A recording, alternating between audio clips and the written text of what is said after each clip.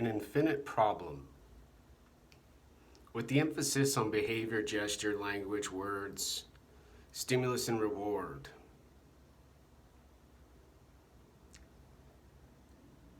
there's not a solvable equation. There's not a solvable dilemma. There's not a solvable scenario, a situation. There's folks and there's people and there's professionals dropping little happies, dropping little confusions, and making the human rat ape make sure the human stays away. And then the rat ape goes and has a jolly old time. A problem such as where to sit in a health building away from folks who don't have any masks, in a place where there's no signs saying any words about a coronavirus. You'd think the world was normal. There was no pandemic. Well, I think you should go outside. Well, I think you should walk home. Well, you go up there. Well, you go over there. Nobody gets off their fat ass. Nobody gets into their fucking walking shoes and moves their 200-pound body. There's obesity. There's sadness. There's depression. There's people who barely look outside of their eyes and see the world anymore.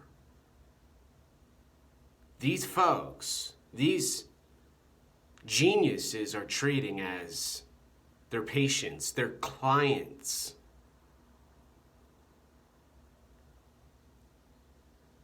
Nobody gets anything done.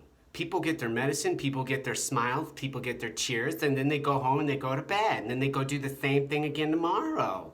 And then they get Saturday, they get Sunday, they get stuff done, and then they go back again.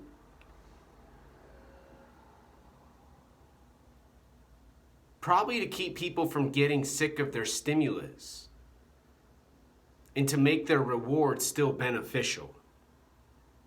Having those 2 days, or else they'd completely wipe away any hopes or any sort of dreams.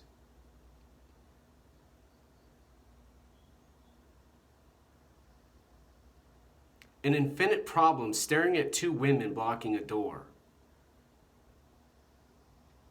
One man against two huge women, one with a cigarette, one with shiny objects that look like knives. So there's a duality that they are making happen now. Forcibly go towards them with a slow walking pace, and they have to move. They have to dissipate. And they could get afraid. They could get scared. They could get terrified I was going to hurt them to get to my home.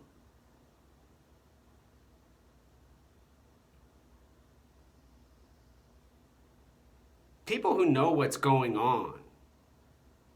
People who aren't out of the so-called loop. They are the loop. They are the world. They are now, and they are forever.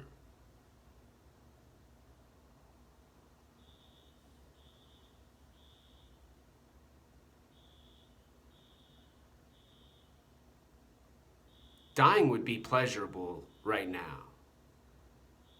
Death would be the end of suffering now.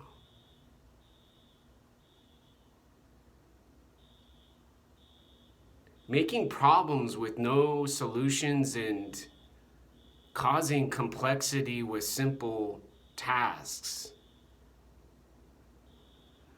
doesn't sound a lot like people getting stuff figured out, getting healthy and strong and powerful and ready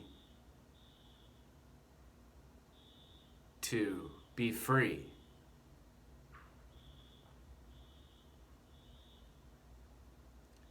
And the saddest part to all of this infinite problem, data and information. They need more buildings to get built to house more people. They need more peanut butter and jelly sandwiches for the starving faces, and they need more signs to keep people aware. More words, more beeping sounds, more flashing lights and bright eyes to hypnotize.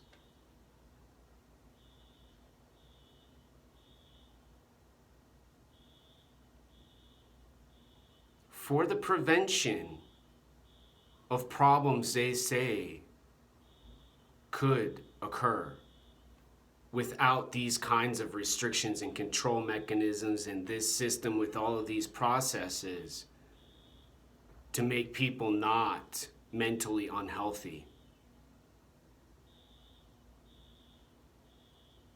Not one person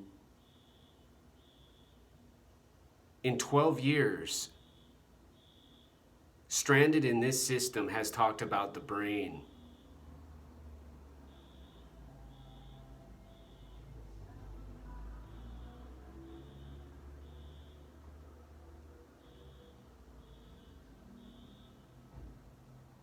But they love the body. They love staring at the body. They love looking at the face. And they love that long stare into the eyes.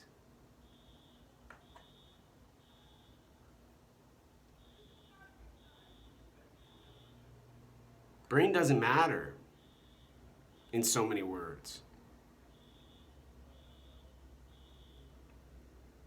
The brain has no significance. There's no treatment. There's no options or choices to make about the brain. But the mind can be cognitively, behaviorally trained, therapied. The behavior can be modified with the body.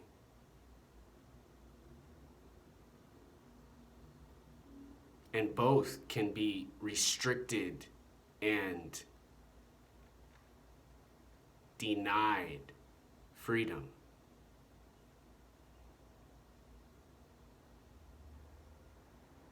In other words, people don't know they have a brain. People believe they have a mind.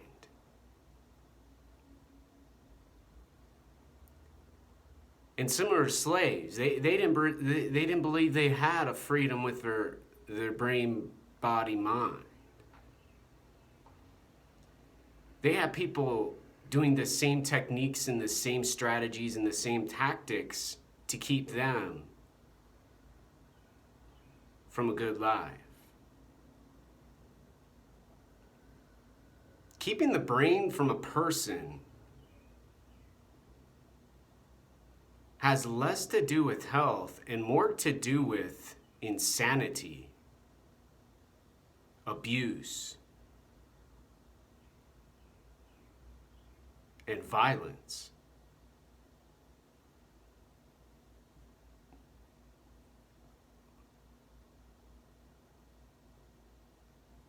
A brain doesn't need some sweets and some free stuff. The brain needs to know what the body needs. The brain needs to know when to rest the mind. The brain needs freedom to not have the body controlled by another person while they're trying to learn and they're trying to get better and they're trying to feel good again now.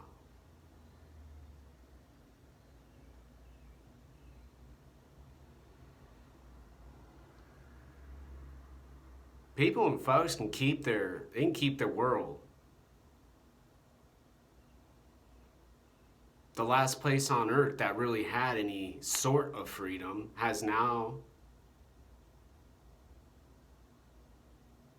maybe been minimalized. Who knows? I can't go over there. Go over where? There is no there. There is only here now.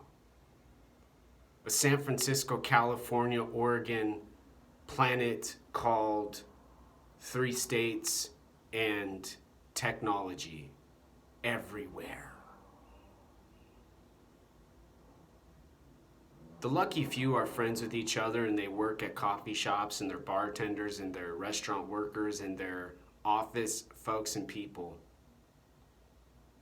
Dumb and stupid people like me are college applicants with no financial aid to cover any acceptance anyway.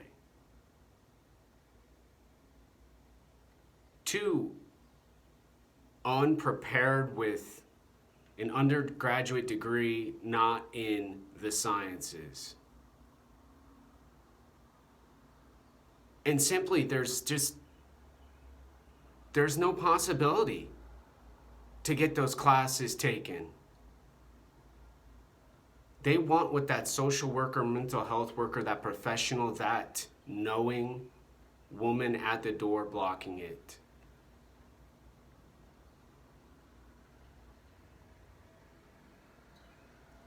So many people choosing and not a gosh darn single identifiable randomness.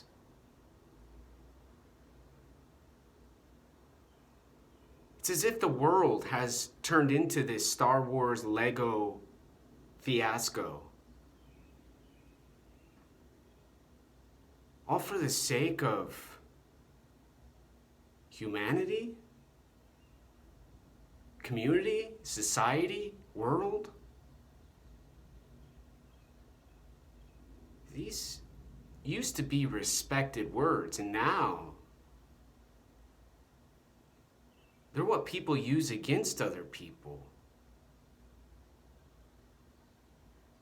They're what's replacing the brain.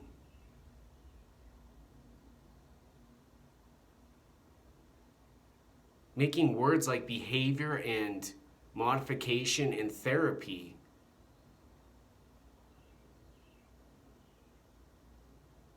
more appropriate.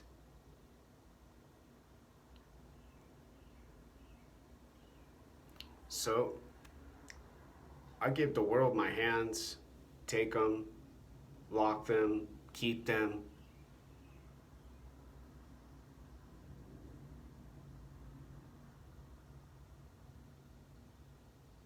Bury me, throw me in the trash, and leave me alone.